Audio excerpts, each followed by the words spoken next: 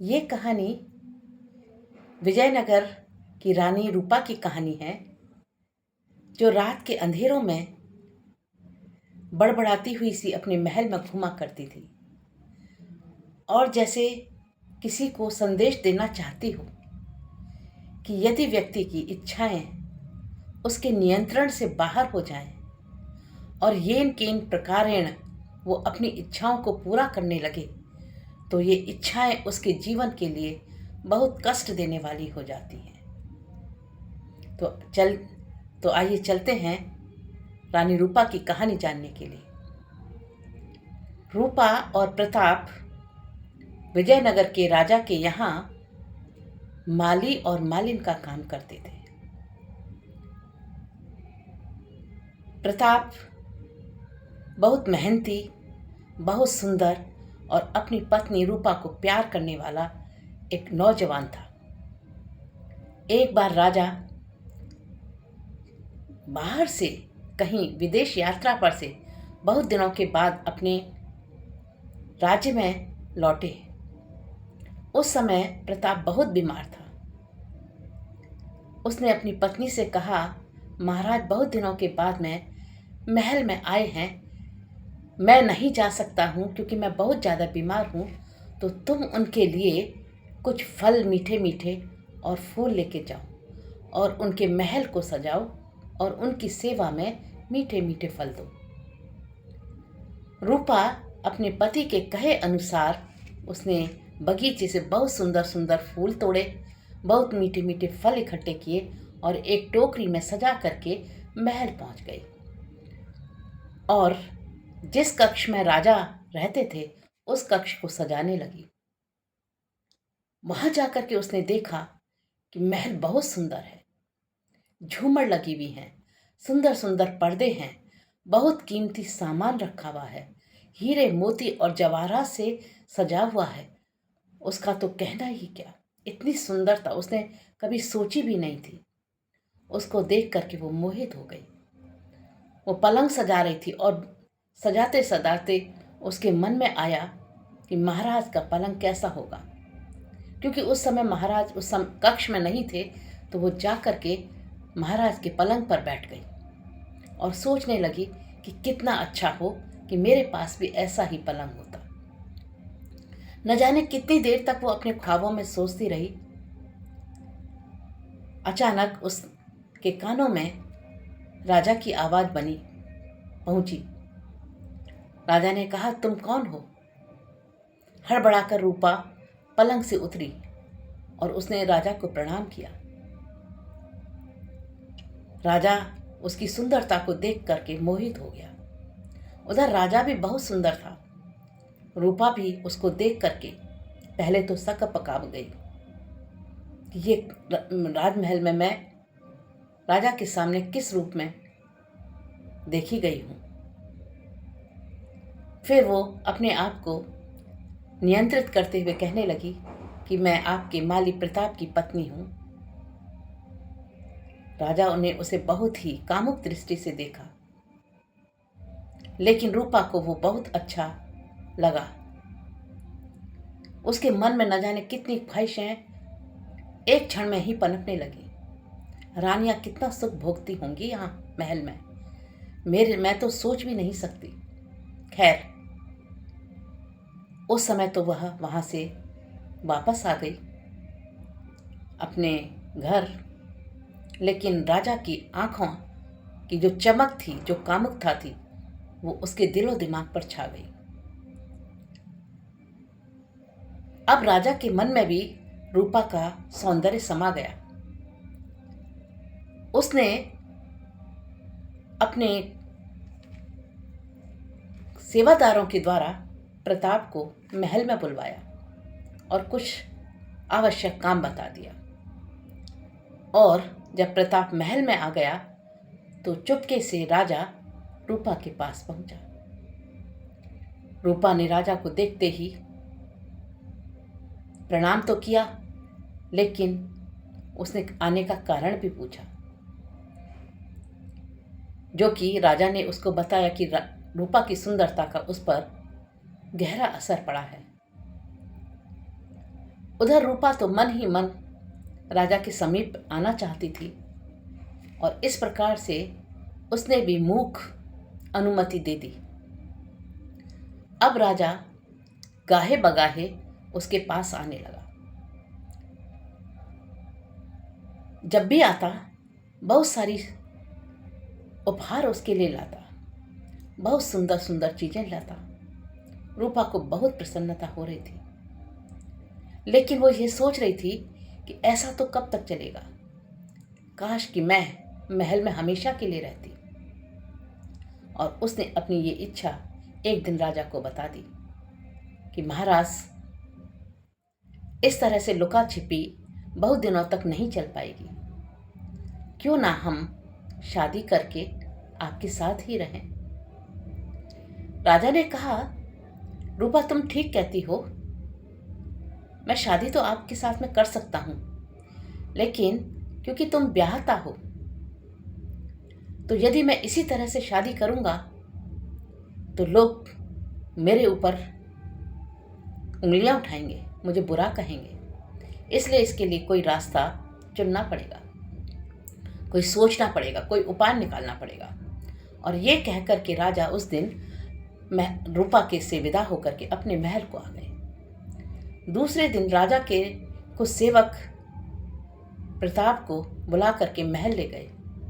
वहां पर प्रताप के ऊपर संगीन आरोप लगाए गए और उन संगीन आरोपों के चलते हुए उसको मृत्यु दंड दे दिया गया। इस प्रकार से रूपा अब आजाद हो गई थी। शादी के बंधन से आजाद होने के बाद में राजा ने रूपा के साथ शादी कर ली और रूपा महल में आ गई। अब उसे रानियों जैसा ही सुख मिलने लगा। लेकिन राजा के तो और भी बहुत सारी रानियां थीं, तो वो उनके साथ भी रहता था। अब इधर रूपा को ये अच्छा नहीं लगता था कि राजा उसके होते हुए अन्य रानियों के पास जाए, उसको बहुत कम समय दे। उसे फिर भी खालीपन महसूस हो रहा था। क्यों? क्योंकि जब इंसान इच्छाओं के प्रति भागने लगे, उसकी इच्छाएं अनियंत्रित हो जाएं, तो उसका विवेक उसका साथ छोड़ देता है और वो ये सोचने लगी कि बाकी रानियां कि जैसा ही मुझे भी आदर सम्मान मिले उतना ही मुझे समय मिले, बल्कि मुझे और भी ज़्यादा मिले, क्योंकि मैं तो प्रेम विवाह करके आई हूँ, राजा की पसंद हूँ। लेकिन ऐसा सम्मान उसको महल में नहीं मिलता था जो अन्य रानियों को मिलता था। एक बार की बात है, राजा आखेट करने के लिए गया हुआ था, तो उसने सोचा कि ऐसा जीवन किस काम का कि जहां पर पति पूरी तरह से अपना ना हो। उसे बहुत ज़्यादा हर वक्त यही इच्छा होती थी कि राजा उसके पास रहे, लेकिन ऐसा संभव नहीं हो पा रहा था। इसलिए रात के अंधेरे में उसने अपने आप को खत्म करना उचित समझा और रात के अंधेरे में एक दिन वो नदी में कूद गई।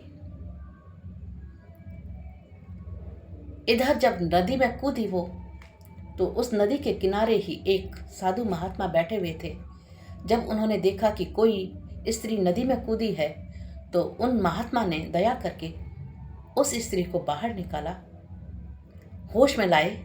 और होश में लाने के बाद उनको पता चला कि ये तो विजयनगर की रानी रूपा है। महारानी, तुमने आत्महत्या जैसा कार्य क्यों किया? ऐसा कदम क्यों उठाया? आप तो महारानी हैं, सभी सुख आपके पास में, फिर आपको ऐसा क्यों करना पड़ा? रानी रूपा ने कहा कि कहने को तो मैं रानी हूं, लेकिन रानियों जैसा मुझे उच्च सम्मान नहीं मिलता, ना ही राजा का मुझे सामीप्य मिलता है जितना कि अन्य रानियों को मिलता है। मैं चाहती हूं राजा हमेशा मेरे ही पास रहें।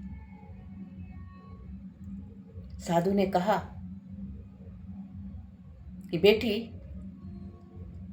मैं तुम्हें कुछ देना चाहता हूं, लेकिन जो मैं दूंगा उसका सोच समझकर प्रयोग करना।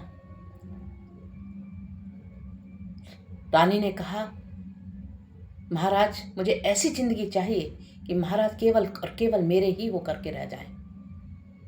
साधु ने अपने झोले में से एक पुराना सा चिराग निकाल के उसको दिया और कहा कि जो भी इस चिराग से तुम मांगोगी, वो इस चिराग में से एक जिन्न निकलेगा और वो सब कुछ तुमको जरूर देगा।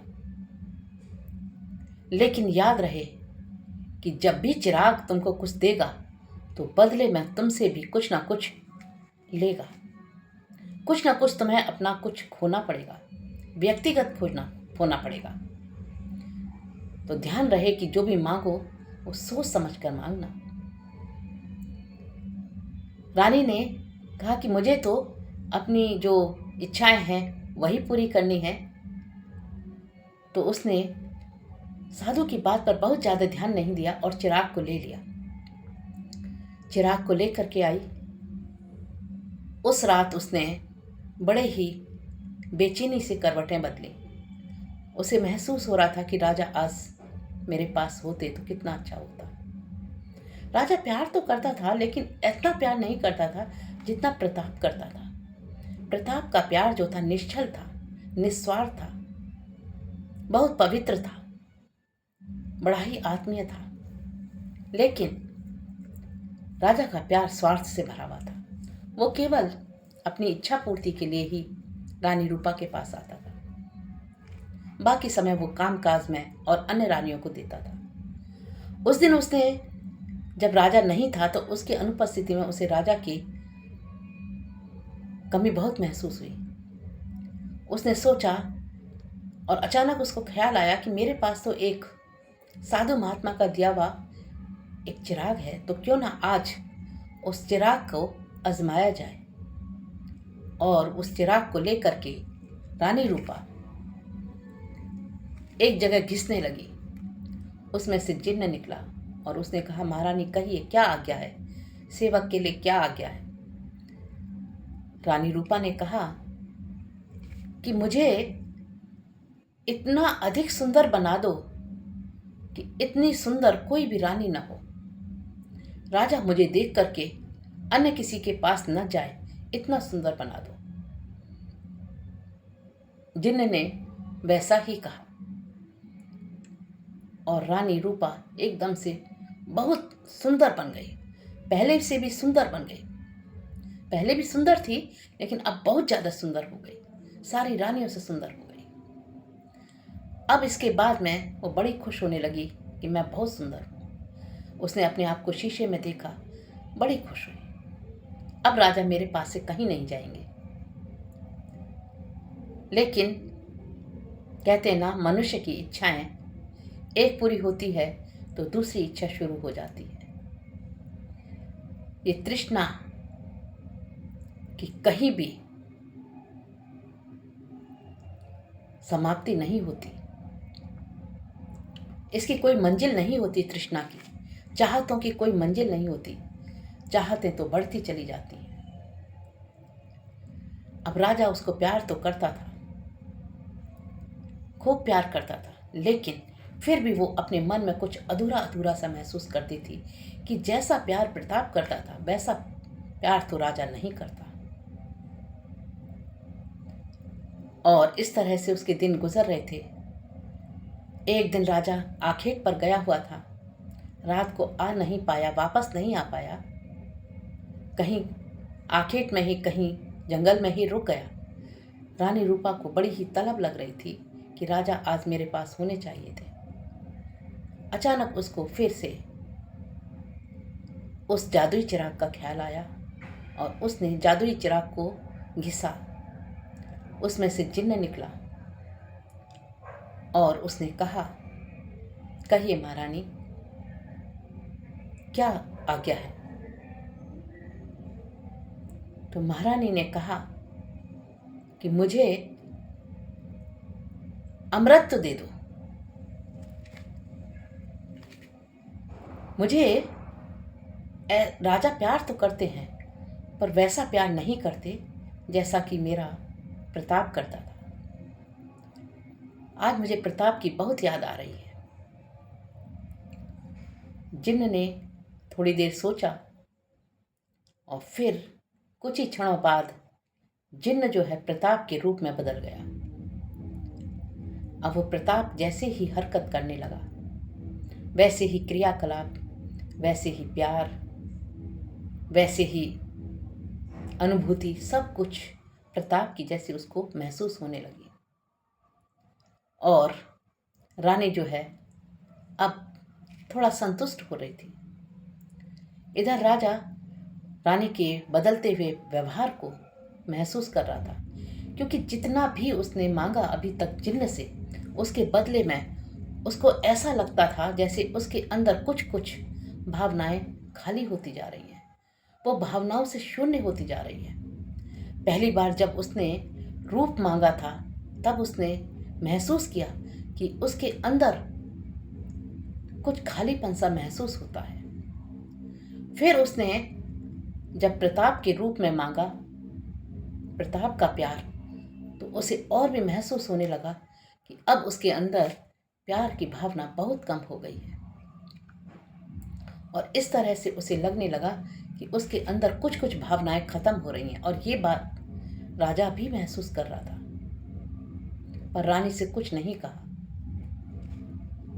इसी तरह से चल रहा था तो रानी की तो इच्छाएं पूरी होने में ही नहीं आ रही थी। एक दिन उसने कहा जिन्न से कि जिन्न, अब मैं ये चाहती हूं कि मैं अमर हो जाऊं। जिन्न ने कहा, रानी, ये संभव तो है, लेकिन इसकी बहुत बड़ी कीमत होगी।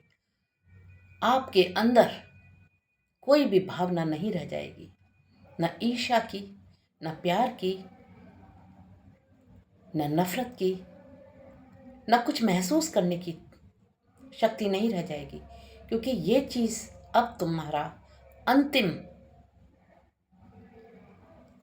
तुम्हारी चीज है जो मैं दे सकता हूं और तुमसे ले सकता हूं। इसके बाद तुम नहीं रहोगी, तुम एक केवल छाया मात्र रह जाओगी। दिखने में तुम रानी दिखोगी, लेकिन तुम्हारे अंदर कोई स्त्रीत्व नहीं होगा। फिर भी रानी ने जिन्न की बात पर कोई भी यकीन नहीं किया और ना ही उसकी बात पर कोई ध्यान दिया, और उसने कहा, मुझे तो अमृत का ही वरदान दो। और ऐसा कह करके जिन्न ने उसको अमृत दे दिया।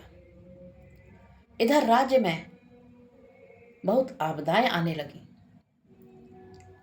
चारों तरफ असंतोष फैलने लगा, रानियां आपस में कुढ़ने लगी, नफरत करने लगी, राजा पर आक्रमण होने लगे, यहाँ तक कि राजा का जो राज्य था वो भी शत्रु के हाथ में चला गया।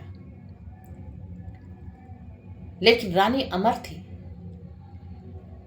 महल पूरा खाली हो गया, सभी दास दासियां, सभी रानियां, सभी चकाचौंध खाली हो गई। जो उसके अंदर का स्त्रीत्व था वो अमरता के वरदान के साथ ही खत्म हो गया। अब वो एक जिंदा लाश की तरह से ही महल में घूमती थी। अब उससे कोई बात करने वाला नहीं था। अब वो बहुत परेशान थी। वो ये सोचती थी कि ये क्या हुआ, और कहीं से कोई भूला भटका कोई दिख जाता था, या कोई महल में प्रवेश कर जाए किसी ऐसी इच्छा के साथ कि उसे कुछ पाना है, तो रानी की आवाज उसके कानों में जैसे कहती थी, इच्छाओं को नियंत्रित करो। अनियंत्रित इच्छाएं तुम्हारे जीवन को कलुषित कर देंगी, कलंकित कर देंगी, कहीं का नहीं छोड़ेंगी। इस तरह से रानी एक साए की तरह से महल में घूमती रहती थी और अपने ही मांगे हुए वरदान का अभिशाप भोगती रहती थी। तो कहने का मतलब ये है कि हम जब इच्छाएं करते हैं वो जायज है या नाजायज है, इसका हमें विचार जरूर करना चाहिए। कहाँ तक इच्छा पूरी हो सकती है, उसके लिए हम को क्या मूल्य चुकाना पड़ेगा, इसका विचार जरूर करना चाहिए। कोई भी इच्छा सही है गलत है, इसका विचार के साथ ही हमें उस इच्छा को अपने पूरी करने की बात सोचनी चाहिए। कभी भी इच्छाओं के प्रति बहुत ज़्यादा भागना नहीं चाहिए। कुछ भी कर गुजरने की स्थिति में नहीं आना चाहिए। अपनी बुद्धि पर जरूर प्रयोग करना चाहिए, अपनी बुद्धि को इस्तेमाल करना चाहिए, क्योंकि मन जो है अनियंत्रित होता है। मन को अच्छा बुरा नहीं जचता। मन को जो अच्छा लगता है वही करना चाहता है। उसको उस कार्य के में परिणाम अच्छा होगा या बुरा, ये मन को या दिल को नहीं मालूम होता।